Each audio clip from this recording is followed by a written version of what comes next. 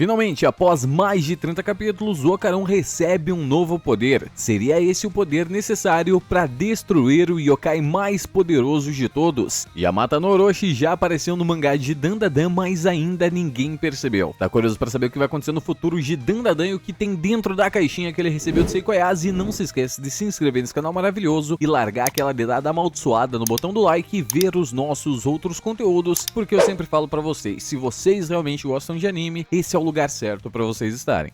Fala, meus delinquentes, como que vocês estão? Sonark Animes aqui falando, espero que vocês estejam muito bem. E finalmente aconteceu. No capítulo 200, eu falei pra vocês que seria um capítulo especial. O Ocaron recebe um objeto misterioso de Seiko Ayase. E esse único objeto dá pra gente fazer diversas teorias e ligações com o que aconteceu nesse mesmo capítulo. Há muito tempo dentro de Dandadan, venho constantemente falando que o Ocaron precisa receber novos poderes. E eu não venho falando isso desde que ele perdeu os poderes da Vovó Turbo no capítulo 165 do mangá de Dandadan. Eu venho falando isso há muito tempo mesmo. Até porque, convenhamos, o poder da Vovó Turbo é completamente interessante, mas pro estado atual do mangá, não faz o menor sentido ele contar com esse poder para vencer as suas batalhas. Ele chegou a perder o poder da Vovó Turbo antes mesmo de controlá-lo completamente, e mesmo que ele conseguisse controlar esse poder por completo, acredito eu que ele não seria efetivo contra a maioria dos inimigos que estão por vir nesse mangá maravilhoso. Para você ter uma noção, o Didi teve o maior feito de combate de todo o Dandadan, destruindo o tufão humano com seu poderosíssimo Evil Gun que fez uma cratera no oceano. E outro feito de força completamente absurdo que o Didi fez foi arremessar os membros da família Kito com um único chute em direção à lua. Um feito de força completamente absurdo. Eu acho que o Ocaron já imaginava que ele conseguia fazer esse tipo de coisa e saiu arrancando a terça-feira de todos os calendários do Didi para ele nunca saber que dia é hoje. Mas voltando ao que interessa, nesse capítulo 200, um dos melhores capítulos já feitos de todo o Dandadan, mostrou pra gente diversas coisas extremamente interessantes. E a mais interessante delas, acredite você se quiser, é Quinta Sakata falando sobre as organizações criminosas dentro de Dandadan, explicando perfeitamente pra gente por que eles agem dessa seguinte forma. Abre aspas pra Thaís Carla de Dandadan. Segundo a senhorita Aira, o Murakami também foi mandado por alguém para coletar poderes. E essa forma de agir condiz muito com o que acontece nos dias de hoje com as organizações criminosas. Estão se tornando verdadeiras organizações secretas. E antes essas organizações eram extremamente fáceis de enxergar, até porque eles não se preocupavam em cometer crimes. Mas hoje em dia, elas estão misturadas com o povo e não conseguimos enxergar onde e o que estão fazendo. Para vocês terem uma noção, até mesmo um velho que ara seu campo com seu tratorzinho pode ser líder da máfia e nós jamais saberemos. E o que é pior, nem os próprios membros dessas organizações criminosas conhecem o rosto e o nome dos seus companheiros, deixando extremamente difícil rastrear qualquer um desses inimigos.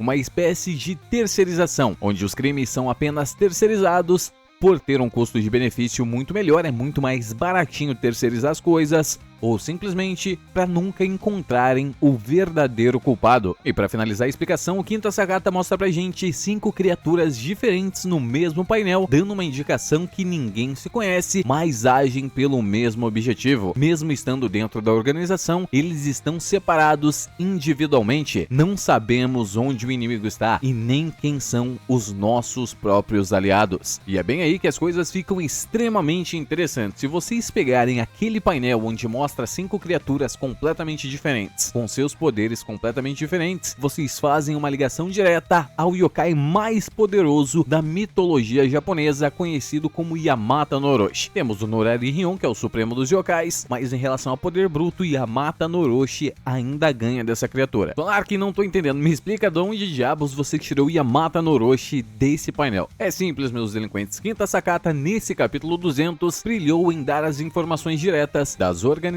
criminosas e como elas agem em Dandadan. E se você fazer uma conta desde o início dessa obra maravilhosa, desde o seu primeiro capítulo, temos sido mostrados constantemente a 8 facções dentro desse universo. 8 cabeças de um ser mitológico completamente poderoso. No início de Dandadan tivemos a apresentação da primeira cabeça do Yamata no Orochi, no caso, os yokais que constantemente vão atrás de energia vital para ficar mais poderosos e ter uma chance de renascer. Nestes mesmos mesmos capítulos, fomos apresentados diretamente aos alienígenas serponianos, que também estão em busca de energia vital, mas mais focado nas bananas dos personagens. Avançando um pouco mais os capítulos, temos os membros da família Quito que constantemente fazem sacrifícios a um deus serpente que há muito tempo está adormecido. E não, os membros da família Quito, eles não se encaixam nos alienígenas e também não se encaixam nos yokai. E depois de muito tempo surgem as primeiras criaturas cósmicas dentro do universo de Dandadan, os alienígenas da raça Kur, que são nada mais nada menos que representações cósmicas do universo de HP Lovecraft. Depois disso tivemos a aparição da criatura mais poderosa e mais misteriosa de todo o universo de Dandadan, nosso queridíssimo Conde Saint-Germain, que surgiu do mais absoluto nada e mostra ter conhecimento sobre todas as coisas. E depois que Saint-Germain apareceu, surgiu outra criatura misteriosa logo em seguida. Saindo diretamente dos portões do inferno, Sanjome mostra ser uma criatura completamente manipuladora e sem deixar rastros nenhum. Todo mundo que conversa com ele acaba se esquecendo do seu rosto segundos depois. Temos também a Associação Anti-Yokai, que mostrou pra gente apenas 3 membros até os dias de hoje, desde o início dessa obra maravilhosa, que seria Seiko Ayase, Payase e Kashimoto. Tivemos pouquíssimas informações dessa organização, mas com toda certeza ela existe, justamente porque elas são responsáveis por perderem as adagas Ashuras, coisa que está causando o maior plot de Dandadan nesse arco. E por último, e não menos importantes, a criatura conhecida como Orquestrador, quem comanda todo mundo do submundo de Dandadan, a pessoa que consegue manipular Saint-Germain, Sanjome, os alienígenas, os yokais, os alienígenas da invasão Kur, todos ao mesmo tempo, para conseguir o seu objetivo. E se você for fazer a contagem de todas essas pessoas que eu te falei, todas essas criaturas, você vai chegar ao número exato de 8, a mesma exata quantidade de cabeças que possui Yamata no Orochi. Yamata no Orochi é o yokai mais poderoso de toda a mitologia japonesa, perdendo, é claro, somente para Nurari-Hyun, que consegue comandá-lo,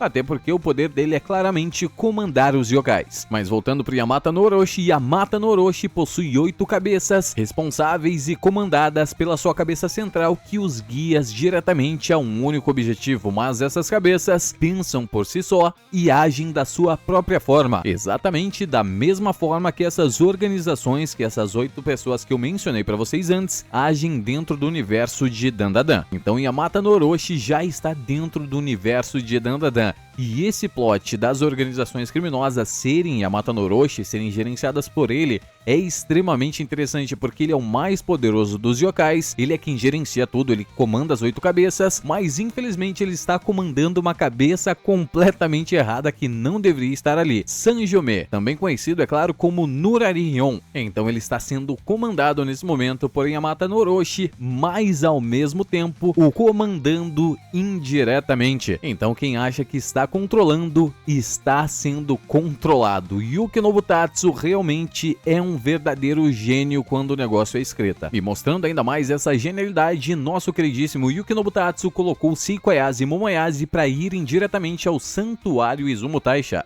Santuário esse que há muito e muito tempo atrás nas lendas conta que Susanoo, utilizando uma espada, derrotou a serpente Yamata no Orochi, mas não diretamente em combate. Derrotou ela embebedando ela e depois cortando as suas 8 cabeças, e quando foi cortar as suas 8 caudas, encontrou a lendária espada Kusanagi no Tsurugi, que tinha seu primeiro nome como Ame no Murakamo no Tsurugi, espada das nuvens que se aglomeram no céu. Então, mais uma vez, tudo tá se aprontando para uma gigantesca batalha dentro do universo de Dandadan, a vingança de Yamata no Orochi contra o deus Susanoo, que acabou trapaceando em combate e roubando seu precioso tesouro escondido há muito tempo. Tesouro esse que foi enviado por Seiko Ayase diretamente ao nosso meninão Ocaron. Eu sei que você deve estar confuso. Sonarken, por que diabo Seiko Ayase teria um item tão poderoso assim? É extremamente óbvio. Se você pegar todos os meus conteúdos até os dias de hoje, tudo indica para que Seiko Ayase dentro desse universo seja a representação direta de quem é Amaterasu, da própria Amaterasu ou até mesmo de uma descendente dela, já que os kanjis de Seiko Ayase podem significar simplesmente criança estrela. E dentro da mitologia japonesa, os imperadores do Japão receberam 3 presentes,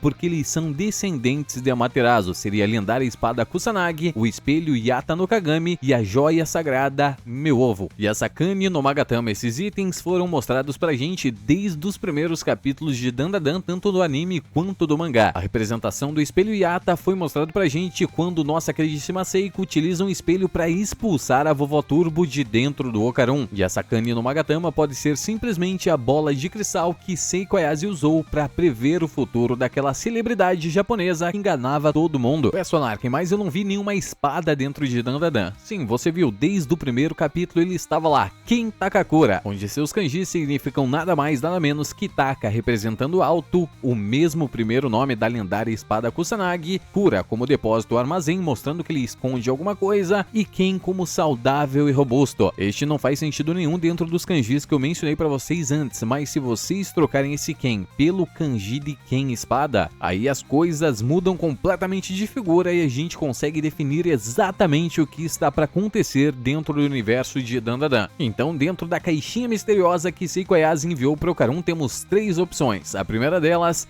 seria o taco de beisebol Nessie, mas o Ocaron não tem força necessária para usar essa arma. A segunda seria a lendária espada Kusanagi, que o nosso queridíssimo Ocaron vai utilizar para derrotar Yamata no Orochi, mas não uma representação direta de espada, pode ser qualquer outro objeto amaldiçoado que faça uma representação. Temos também a possibilidade de ser a própria espada Shura desaparecida há muito tempo, e a minha preferida de todas, a Vovó Turbo, dentro da caixinha. Deixe nos comentários aí para mim saber sua opinião, o que você acha dessa teoria maravilhosa de Dandadan? Faz sentido na sua cabeça ou sonar quem tá utilizando Toshikozinhos com Kojima? Também, é claro, não se esquece de se inscrever nesse canal maravilhoso, largar aquela dedada amaldiçoada no botão do like, me ajuda bastante ver os nossos outros conteúdos que você vai achar com certeza maravilhosos. No mais é isso, e Sonar quem diz tchau!